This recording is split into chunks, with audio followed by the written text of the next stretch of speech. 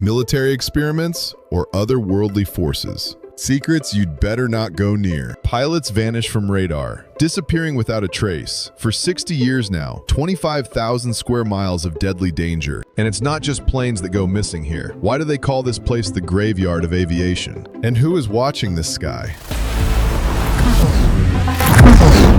Let's find out. Words, true freaks.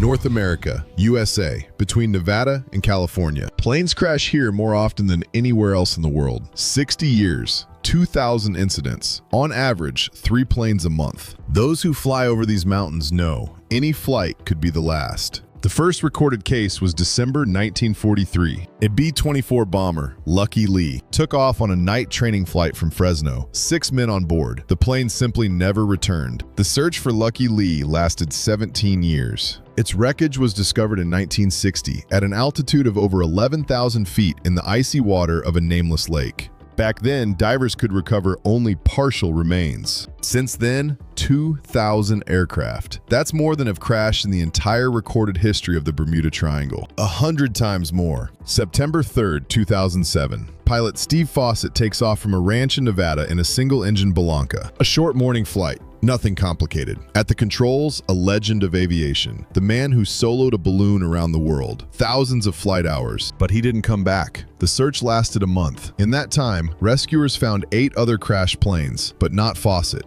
A random tourist found his documents a year later.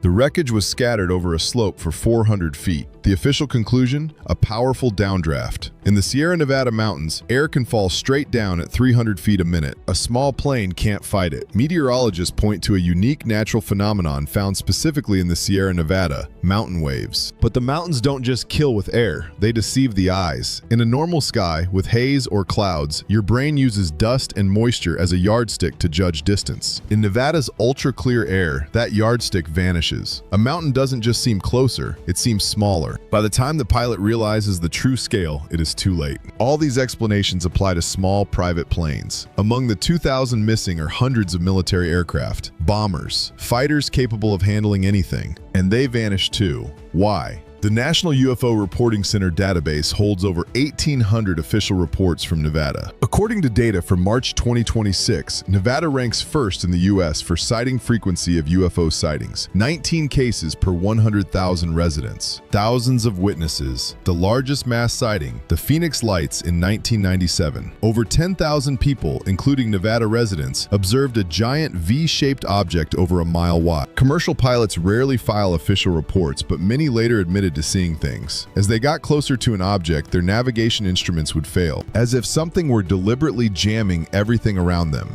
Benair, in the Nevada Triangle, it's not just planes that vanish. Former police officer David Politis spent 9 years studying missing person cases. 20,000 files. People vanish in broad daylight, without a trace. In 1989, a man named Bob Lazar went on television and claimed he had worked at a secret base called S4 next to Area 51, where he personally studied alien spacecraft. It was after this interview that Area 51 became a global symbol of secrecy. Conspiracy theorists are certain the planes that go down are the ones that got too close. But the military has a completely different version. Since 1955, they've tested stealth aircraft here. The U-2, the A-12, the F-117. The Pentagon spent decades denying the base even existed. Only in 2013 did the CIA admit, yes, Area 51 is real. And in 2024, the U.S. Department of Defense stated that the rumors of UFOs and alien technology were deliberately fanned to hide secret weapons testing. The Nevada Test and Training Range is the primary testing center for electronic warfare systems. Here they test transmitters that can jam GPS signals for hundreds of miles and create false signals. The pilot may not know he is going down until it is too late. Losing precise navigation in a mountain labyrinth is a death sentence. Unique weather conditions or military experiments. Otherworldly interference or a mystery we might never solve. For us, it's a riddle with no clear answer. For pilots, it's just a workplace from which you might never return. The world is stranger than it seems. Subscribe to Words True Freaks, where complex phenomena become simple and the amazing becomes explainable.